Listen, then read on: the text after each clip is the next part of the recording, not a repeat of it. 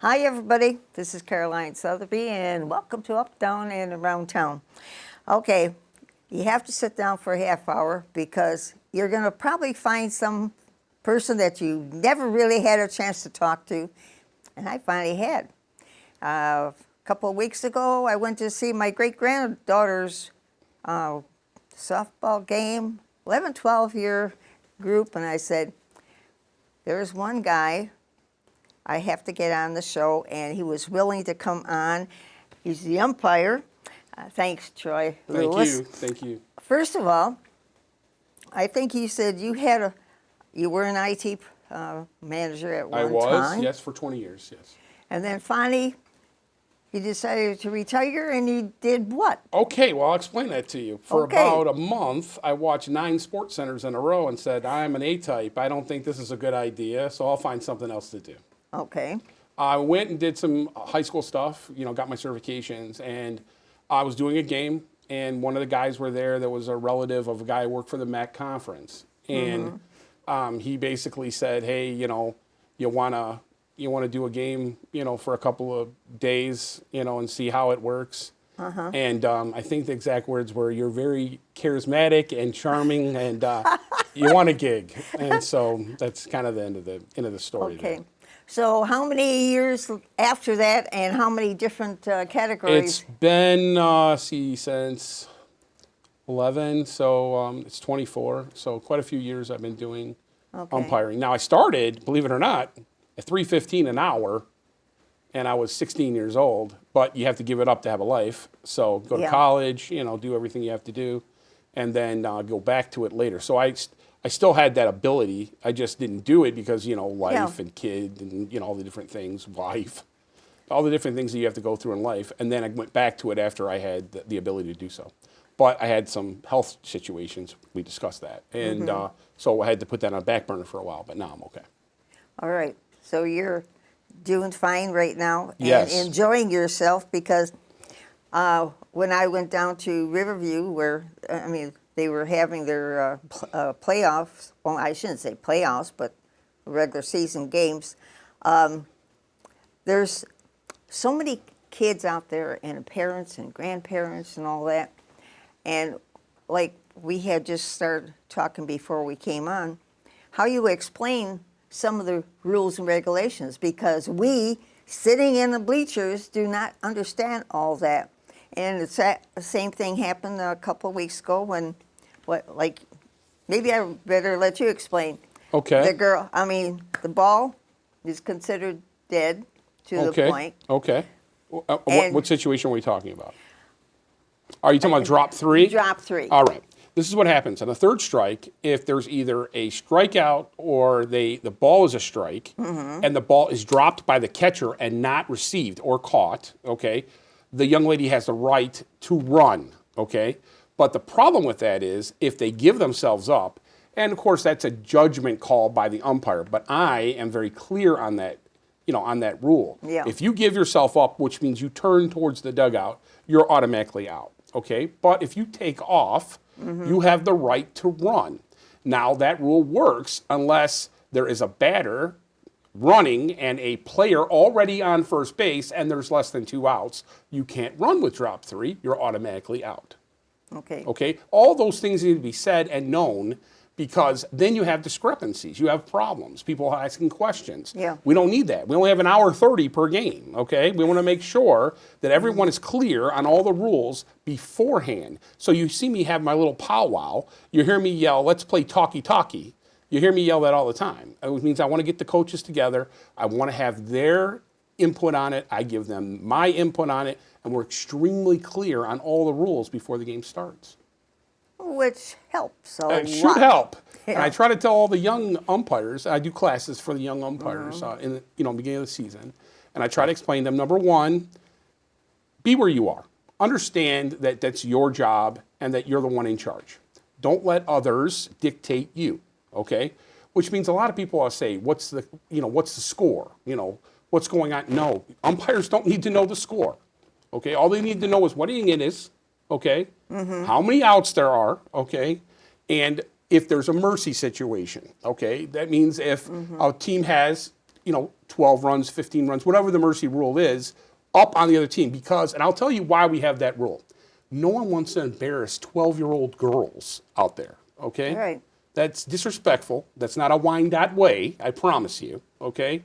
We want to be respectful and good people, and embarrassing young 12-year-olds and stopping them from wanting to play next year is not what we want, okay? That is not a good thing, okay? So we want young girls being empowered and tough and wanting to play and enjoying themselves. And the best way to do that is not embarrassing them 25-1. Yeah. That is not Well, cool. In this league, they can get only, 5 runs per inning? That's correct, and it's a good rule, but that's Yeah. not a travel rule. That's the league rule. Yeah. Okay, so perfect example. Okay, is if they have 5 runs in 1 inning, 5 Yeah. people cross the plate within 1 inning, and as long as they're not up or in the situation, they have to stop there, and the next team comes on, and that's to kind of coerce that Yeah. situation. But if that situation happens where it's like the end of the 3rd inning, and you're up by 15 runs, that game is now over, okay? Right. If the home team, that's the key here, if the home team is up by more than 15 runs at the end of the 3rd inning, they automatically win. And that's to stop that situation, okay? Okay. At the end of the 5th inning, and that's not high school rules, I'll explain the high school rule in a Yeah. minute. But at the end of the 5th inning, if they're up by 10 runs or more, the game is automatically over. Or we are at the end of our time limit, hour 30, and the home team has already batted, which means called finish the inning. Okay? As long as the inning is finished, the home team is done, that game will end at 1:30. If it doesn't, it'll extend a little bit, and then we'll kind of adapt from there. So you, as an umpire, have to realize all those situations. And Well, the that's time. called full autonomy. You Yeah. have to have full autonomy. And when you're an umpire, and you have to understand that, and I know that there's a lot of things, feelings and all those things that are involved, you kind of got to look past that. You be as respectful as possible, but you're trying to take both teams, you're trying to be honest to both teams, and sometimes you will, hurt some feelings, with the situations that happen. It's just the way it is. The nature of the beast, they call it. Okay. As long as we're in the 11, 12 age group, I had mentioned beforehand, I like the way you call balls and strikes, because that girl, it's unusual to see a 12-year-old be able to pitch. Absolutely, yeah. Some of Yeah. them are very good, actually. I know. You'll see. Look, I've seen them all. Okay, I see college kids. I see high school kids. I see them all. Yeah. Now the key here is if you watch the talent level as they develop, and I've watched a lot of the girls over the years. Yeah. You can see at a young age the ones that have a natural swing, the ones have a natural ability to snap their hands. This stuff comes with classic talent. Okay. Now you can be taught. Everyone can be taught, okay, and there's great pitching coaches out there and great coaches that volunteer their, by the way, I love the volunteers, okay? It's great. I think it's Yeah. wonderful. Moms, dads volunteering, keep doing it. It's lovely, okay? But when you have a kid that's planning on doing this at high school or in college, pitching coaching is very important. Coaching in general is very important. The batting cages are very important. So, it's very important to do those things because that's, how you develop. Yeah. First time I came to see the game, I was on the first base line, and I was watching that girl, and I'm thinking, so she, make sure your foot was on the, ball. Sure, I can't even think now. The bag, and she kept on and on, even though sometimes the ball was a little farther away. She still kept. So the next time we went in back of, your home base, and got an idea, like at the first baseman. I was sort of, okay, I know what you're doing, but I was concentrating on the pitcher and the catcher. And the catcher, in this case, now, her dad's actually on the sidelines, and whenever she did something wrong, Yeah, that's called the helicopter dad. But go ahead. Yeah, Yeah. I got it. I got it. But I Yeah. was impressed with, okay, she got the ball, the person she went on, checking to see, are you running? Come on, challenge. I challenge you. Oh, she's going to stay there? Okay, just went on. So at this age, they already have a concept of what that position should be. Absolutely, because they're usually together for 4 or 5 years, the whole little cohesive unit. Okay, girls are really big on that. They like to stay together. They're buddies. Yeah. They do everything together, other than softball. And you hear their little songs. Yeah, They oh, all have yeah. the little songs. Yeah. They have those all the way to college. Okay. Really? Yeah. This cute girl does this, and they sing it all. Okay, even in college. Okay, Yeah. they all do it. It's because that team camaraderie, that interior toughness that they get, Yeah. they have to show it some way, okay? And that's how they do it, through song. I Okay. truly believe that. So it was a beautiful experience for me because I'm used to like the high school or maybe the college or Yeah, pro. sure. Yeah. But then when I saw what they can do at an early age, I says, they are going to be fantastic if they continue on. There's a girl on, I believe it's the Raiders, that switch hits. She's 11 years old. Yeah. That's fantastic. I Yeah. love it. I mean, I love watching that kid. The only thing is she tries to trick me. 2 strikes, and she tries to turn around. No, young lady, you have 1 strike, that's fine. But this is not my first rodeo, okay? You got 2 strikes, you stay where you are. But she Yeah. tries to pull that on other umpires. It's just not going to work. Is that with the me. one that did the bunting too? Yeah, she bunts and she slap hits. She's very talented. Little, I know. tiny little thing, but very talented. And I think her song is Man Eater. When it is it? when, her little walk-up song is Man Eater, which I Okay. think is hilarious, by the way. So pretty great. So besides that now, Yeah. okay, what else are you umpiring? I have this weekend. I'm going to the Pumpkin Smash, and I probably have 15 to 20 games, and I'll be in Ohio. I also, I autograph stuff. You see me autograph stuff for the kids. I have my own shirts, and I autograph. Well, we have our own. We have Brian made the shirts, and then I sign them, and we, the kids use them, at the tournaments. So I spend like a couple hours signing shirts and cleats and helmets and trying to make everybody just the happiest that I possibly can. And then in this case, gloves, and helmets. So yeah, I do that a lot. I bring a whole box of Sharpies, so whatever color they want. That's great. But you're enjoying yourself. You're healthier. You're Yeah. out in the air. That's right, You're getting yeah. some exercise. And Absolutely, it's really fun. I mean, people don't realize how fun umpiring is. Now, some people don't like it because if you're not a leader, it's probably not your gig. Yeah. You really need to be a loud person. You need to be clear, and you have to let the coaches know that's your box. This is my box, and the two shall not meet. Okay, unless there is a problem. We don't need to hear you chirping the whole game, okay? Because it interrupts. You see me have the clicker in my hand. Yeah. I want to make sure I know what the count is. Balls, strikes, outs. If I hear a coach constantly saying, that's a ball, that's a strike, it's confusing. Not trying to disrespect anybody. I'm trying to be honest. It's confusing. So please don't do that. And so I'll turn to them, and you've seen me do it, turn to them and say, please, don't argue balls and strikes. That's all I ask. You can talk about your kids and be happy and hey, she's great and swing this and sing all you want, but don't argue balls and strikes because it's confusing. And that's to all umpires. Yeah. Well, like I had mentioned too beforehand, you do let the girl, this pitcher, know exactly what she actually put across. Absolutely, and I'll explain that to you. Okay, we get more strikes and less balls. Okay, how I do it. And you ever notice that my games go very smoothly, and everybody has a Yeah. good time. Everybody's laughing and crazy. Of course, that has a lot to do with how the atmosphere is. If you tell people this is a ball, this is a strike, it's on the corner. You'll hear me yell, "That's on the corner," okay, or "That's up," or "That's out," okay. You constantly hear me say 22, 21, 31. That means 3 and 1. 2 and 2. That's a high school thing. That's a college thing. The girls have to learn this stuff, okay? Yeah. It's too long to say that's 1 and 1, okay? I have to call it out like that because Yeah. it's quick, okay? you're going to have double plays. You're going to have a lot of things going on. So you got to know the terminology. So I teach them when they come to the plate. They'll say, "What did you say, Blue?"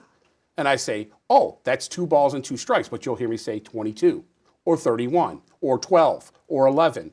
And you'll constantly hear me say that. And they need to learn that terminology because at the next level, they're going to expect to be known it. Mm-hmm. So in that case, if the ball's on the corner and I say strike, they need to know that's now 2 strikes and I have 1 ball when I say 12. Mm-hmm. Okay? If it's 3 balls and 1 strike, I'm going to say 31. Okay? Yeah. And they know it now. I've been doing this a couple of weeks with those kids. Mm-hmm. So they know it and they look at me and they say, "You're the best ump I've ever seen. Can you sign my glove?" Sure, no problem. The girl told me, I think her name was Victoria. Sophia. Sophia came to me and she said, "I'm never ever washing this glove again." Really? I thought it was hilarious. It's hilarious stuff. Oh, it's fun. It's really fun to watch them because they're playing the best they can, and they look like their coaches have taught them enough for their, hey, move over. Mm-hmm. Absolutely, yeah. They're really clear on. Yeah. And it's really crazy because this is not a travel. And some of them are travel teams, but most of them are just city girls that they're all their buddies and they just want to get together and have fun. You know. But they're beating travel teams. Some of them girls are beating travel teams. Are they? And they should be very proud of themselves. Yeah. Because those girls work at it. They actually have to go through a training process, and a situation where first, second, and string, and believe me, you'll find that out in life, that's just the way it is. Okay? Yeah. So if you learn it now, it's probably a good thing. People need to know that. Okay. So what are you going to do tonight now? Do you have more games tonight, or not tonight? I go Friday, Saturday, Sunday, and I'll be in Ohio, Oregon, Ohio, for the Pumpkin Smash. I'll leave a little plug there. The Pumpkin Smash is in Oregon, Ohio. It's a fantastic tournament put on by Smarts, and it's fantastic. All the girls they put on all the makeup and they want to dress in characters. My favorite one of all time, is the coach mom was the Cat in the Hat, and all the girls were Thing 1 and Thing 2. Really? Oh, they all had Thing 1 and Thing 2, and then the regular number on their arm. Okay. They had Thing 1 and Thing 2 on their back, but the regular number was on their arm. So yeah, they're all dressed up in Halloween costumes playing softball. Wow, and they bring in all the cameras, the moms, the dads, they're bringing in all the cameras, and everybody's taking photos. And again, after it's over with, I got to sign a bunch of autographs, but it's fun. It's great. Which you like, which is great because sometimes people are sitting in the bleachers and saying, "What is he doing there? What?" And everybody's laughing or saying, "I don't know." I have a whole bunch of isms. Yeah, get on that pearl and, all the different things that I say. There's an orphan on the field. I'm the only one, I think, that says that. I think I can kind of patent that. I will explain that to you. When you tell somebody there's a bat on the field, no one listens. Everybody's quiet and it takes 100 years to get the bat. If I yell there's an orphan on the field with no parent, then the kids will go get the bat. Okay. Because they can take ownership at that point because they know that that's the orphan and they're the parent. Okay. Do you see? That makes sense. Thank you. Yeah. I kind of made that up. So. About 30 years ago. About 30 years ago. Yeah. Oh, gee. So you'll hear me say a bunch of little isms that these girls remember. And so what they'll do is, will you write that, keep it classy? You hear me? Keep it classy. That's very important, by the way. I hope all the umpires do that. You'll hear at every inning, I yell, "All right, girls, keep it classy, get after it." Okay, you'll hear me say that a lot because I want everyone to keep it classy. No mouth, no disrespect to either team. Let's keep it classy. We're all downriver people and we're trying to keep it classy. Okay, I do that all over the world, but that's one thing I really want our downriver girls to do, and that is to keep it classy. And so I'll write it on their shirts. I'll show you. Yeah. And it says, "Keep it classy," and they have it up in the corner right here or something like that. So. Okay. Yeah. So besides them now, what's your other favorite? You said about college. I love baseball. I do baseball too. 100-mile-an-hour fastballs I get hit in the thigh with. Ooh. Yeah. I get beat up pretty good back there, but it's fun too. You get to see some of the best high school players in the country. Guys going to Big Ten. Guys going to all different schools, ACC, SEC. all the best schools in the country, and they are great players. And some of them are skipping college and obviously going to the Major League Baseball draft. Wow. So, and I've seen quite a few kids do that. That's an establishment that you're like, wow, you can't be there anytime, but you're privileged to be. Because Yeah, you're I on mean, the I've field. had some of the kids come up to me and say, "I wish that you could go up to the next level because you're just a ball." And I was like, "I appreciate that, kid. That's very nice, but I think I'm happy with what I'm doing."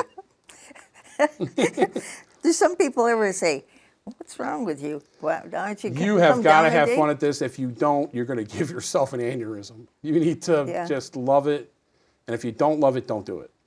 Okay. Because you don't want to be in a situation where stunning growth, okay? If you're not showing them that you love it, why would they? Why? True. True. You got to love it so they can love it. You got to show that passion so they can. Okay. They're young and they're impressionable, so you want to teach them how to enjoy it. Okay. And enjoy your friends, enjoy your family, and everybody comes out. It's an event, okay? It's not just a game. It's an event. Yeah. You're out there. I see you all the time. You're with your daughter. It's an event. Everybody hangs out. It's fun. Oh, granddaughter's playing. It's an event. Yeah. Okay, it's not just a game. And so I constantly say, "Are you coming to the event?" Yeah, I heard my Yeah. daughter say, he wanted to know where you were. And I said, I did. I asked. I know. I sure said, did. What? I said, Really? "Where's your mom today?" I sure did. But you talk about an event. It's just like sometimes they go for volleyball for a whole day.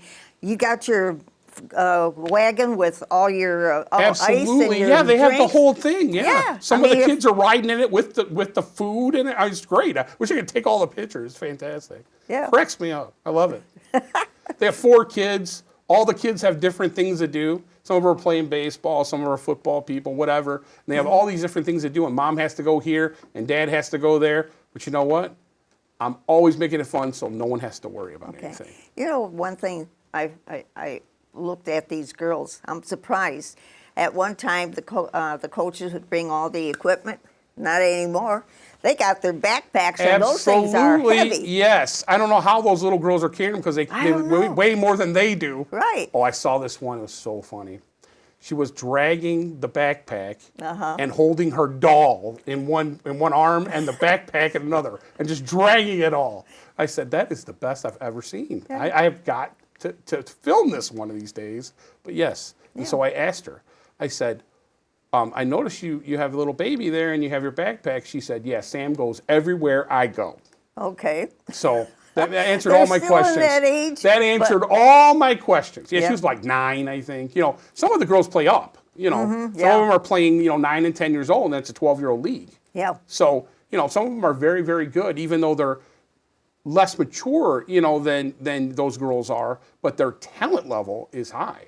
Yeah. In order know. for them to be on the team, they Boys have to have too. it. Boys too. That happens all the time. You have a lot of boys. It could be a 12 or 13-year-old boy, but he's playing a 15-year-old league. Yeah, Because true. he's bigger, stronger, faster. Yeah. These things happen. So for some parent or grandparent that might be watching and say, well, how do I encourage my kid to be active in some type of sport? What I would say is introduce it to them, but don't pressure them. Okay? That's the key here. Once you're a helicopter parent, and that's what we call it, okay? When you're a helicopter parent, you don't want to be in a situation where they make it seem like a chore, like Yeah. cleaning their room. This is not cleaning your room. This is supposed to be fun and hanging out with your buddies and learning social skills, which nowadays is paramount, okay? Because all these kids are on the social media and all these different things, and they don't have that human interaction. You and I look each other in the eye and we talk to each other. Do you know how many kids look at the floor when they talk to each other nowadays? It's terrible. They have to have that human social interaction. They need to learn it because it's something they're going to need those skills for the rest of their lives. Getting out of high school or college and going into the The business working world. Yeah. Yeah, and you have to be able to communicate on such a high level, especially with the dog world today. Yeah. Everything's fast, everything. They might be intelligent enough, but that doesn't make them street smart. You know what I mean? Yeah. You need that human interaction. You have to have it. If you don't have it, you're going to have problems. You see all these young kids, and it's really sad. Someone bullied me online, and now I'm going to hurt myself or something like that. 9 times out of 10, a tough kid who plays sports and skins their knee on the weekend is not one of those kids. Okay. It's the truth. Yeah. Check the statistics. Those kids are tough. Those kids are used to being berated and used to, being in a situation where, they have to win or they have to lose, and they know the difference. That's very important because you win and lose in life. And you don't want to take it really hard. You don't want to take it really soft. You want to be even keel. And those kids are usually even keel because they're used to it. From the beginning on. Absolutely. And learning, all through life. It's true. Kids that play sports have a lot of things going on for them that other kids don't. You don't have a situation where they're loners and they stay in their room and they're having all these problems because they're hanging out with their buddies and they're out there and everybody's having a good time and they can talk about it in school.